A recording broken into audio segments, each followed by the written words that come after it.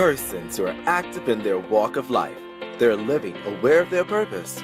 They are responsive to their call and are interested in leaving this world better than they've met it. You may know Candis, founder of Mega Merger's apprenticeship program.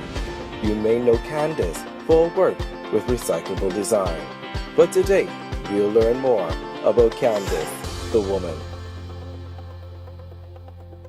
So Candis, tell us about your beginnings and where your story started.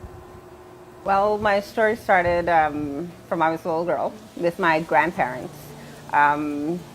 Each of them, my mother's parents and my father's parents, each of them contributed a little bit to me about art and business, you know. I tried a lot of different things. I was in biking, I've been, you name it, I've pretty much done it. But through it all, my key things have been working with youth, working with at-risk youth, working with youth empowerment, working in urban communities, locally and abroad, and always looking for ways to innovate, to take something that someone does not see value in and finding a way to transform that into something valuable. When did you first consider yourself alive? When I did the national exhibition, NE6, I remember getting dressed for that, making my own shoes and my own earrings and bracelets, and coming down here to the gallery and presenting a piece of my work that it took me a month to create, and standing in front of it and telling my story, telling about my pilgrimage, and that's what the piece was called, Pilgrimage, and having people connect with that. Because I could see me in them, and it was amazing that they saw themselves in me, and so it was like, I'm here. I'm here. You're involved with several programs like Mega Merger's apprenticeship. Tell us why helping the youth is so important to you. The thing is, we are nothing without them. We are absolutely nothing without them. And the biggest challenge that I see that they face is that they feel as though they're not heard.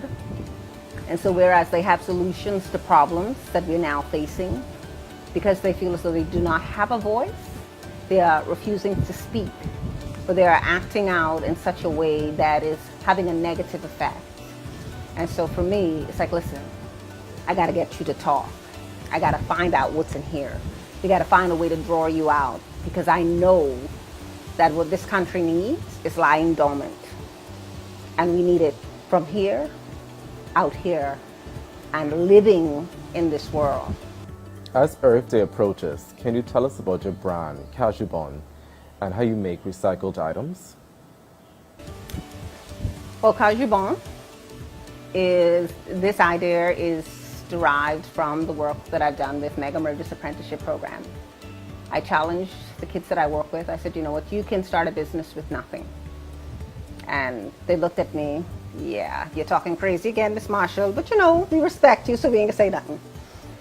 So I challenged myself last year to take this material, these tires, these tubes, and turn them into something marketable. And so when people see it, you almost have to convince them, this is an old tire. Yeah, man, I take this off one rider. He was riding on Day Street and he didn't break down, and I had to tell him, give me that tire, let me help you over, give me that tire, let me make one belt out of that, you know. You have to convince them that it is made from something that was once trash. And that is what we've done. We've created a brand that when people see it, we don't have to convince them that it is good, that it is quality, that it is environmentally friendly. We have to convince them that it actually came from something that was discarded and useless, according to society's take, useless. Do you have any advice for others on how they can truly live alive? Wherever you find yourself, embrace who you are now and learn what there is to be learned now. Because if you don't learn it now, you'll be learning this for 50 years. You don't want to do that.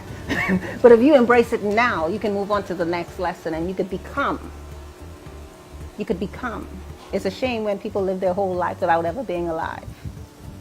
And you would have that opportunity to become alive by learning today's lessons today. Not next week, not 50 years from now, not after 10 people are dead, today. Hey, grab something and away.